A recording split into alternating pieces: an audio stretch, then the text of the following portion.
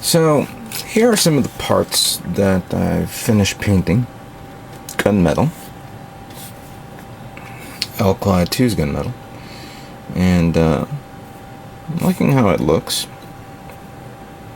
The Alclad dries really fast on certain paints, and it actually, even though it's been now roughly maybe 5 or 6 hours, it's good to the touch. Doesn't feel like it's gonna get damaged. But I just want to quickly review. I don't want to remove it from its stands yet, because I want to at least clear coat it certain parts. I'm going to explain that in a moment. So, like the thrusters, took a long time for me to paint because I want to get to those leading edges. I didn't want to just paint on one end and we're thinking that it's going to show, and then the other stuff I don't have to worry about. I had to paint the whole thing in specific areas. So yeah, some of these parts is not going to even be shown. It's going to be covered. I know that this one's under the chest part. So. And then of course we have the hydraulics, which I'm going to cover this part here with the masking tape, and then I'm going to paint this another color just to show off. Now I heard somebody say to be careful with this, specifically when when it's going to be part of it may peel off or scratch off. So what I want to do is, once I finish painting it, the chrome or the silver or whatever, then I want to clear coat it so I can protect it, and then put it onto the part. So these are the smaller parts. The larger parts, like this, I mainly focused on areas of the kit where it needs painting. I bought this bottle and I'm down to like 1/3 of the paint. And I was worried I was going to use up all this paint, even though I clocked down the PSIs down to 10. You got to understand that my airbrush is not a wide airbrush. It's a very narrow airbrush, so it's going to concentrate on specific areas. It won't cover the entire kit. So that's what I wanted to say. Just basically, I don't want to waste that much paint, but I wanted to concentrate on areas where I believe it will show through the armor, like mainly here, the trim parts here. Don't know about this part, but I painted anyway. The bottom part I painted, so that one's taken care of. The shield is another one. Basically, all the trim parts along the leading edges need to be painted. Then inside, the whole thing had to be painted, so I had to be very careful with that one. And I did 2 coats. I did a light pass, and then I did a second to lightly darker pass on that. But yeah, the gunmetal on this one came out alright. Just, yeah. Then we have the arms, which again, I had to be very careful. First things first, I had to take this part here, remove it, like so, put this like here, and then painted this whole thing, which of course it will be repainted again, the same thing I did with this hydraulic. But I had to bend it so I can get one area of the arm, and then bend it again and get the other area of the arm. I see something there that I don't know if it was a flake or anything like that, but alright, sorry, I have a few parts that need to be repainted either way, so it's no big deal. So that takes care of that. Here's one of the leg parts. Again, I had to be very careful. I may have to repaint it because I see there's parts here that's showing off, so I want to grab this I want to repaint the whole thing area on here. Then I have some here, the trim part I did already. This entire area had to be repainted, of course. Don't know about this one, because even though this has the hydraulic, I don't know how much it's going to be exposed once it's bent. See, like this one goes like this right here.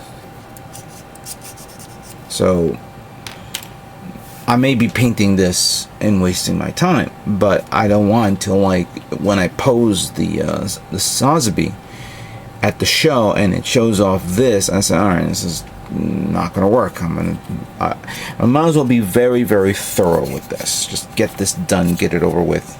Make sure that every inch of this kit is taken care of. Here's another few more parts here.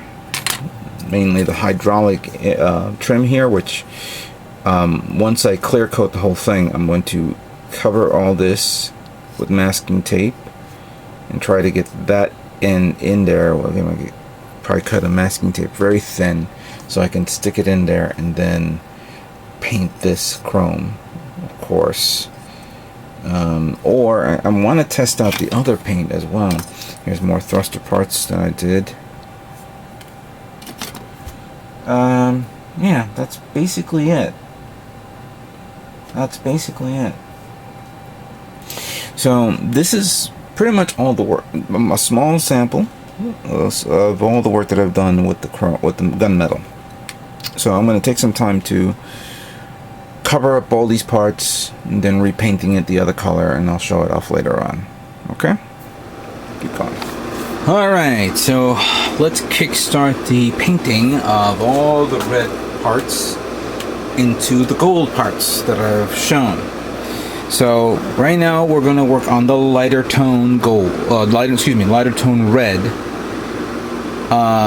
As you see here are all the parts that I have just finished sanding down and cleaning up and washing and all that stuff. Just gonna get a little of the dust out before I can begin. I put them on some of these parts. I can't hold them with the regular alligator clips. I had to put like the sticky tack so I can hold them up like this and get a good brushing here and there. Out of all these parts that I've already prepared, the only part that I had to assemble is of course this, which is the top part of the head. I have the mouth guard here. There we go. So, but this one I had to make sure that it was nicely sanded down. Especially there was a nub mark right here that took me a long time to sand down completely.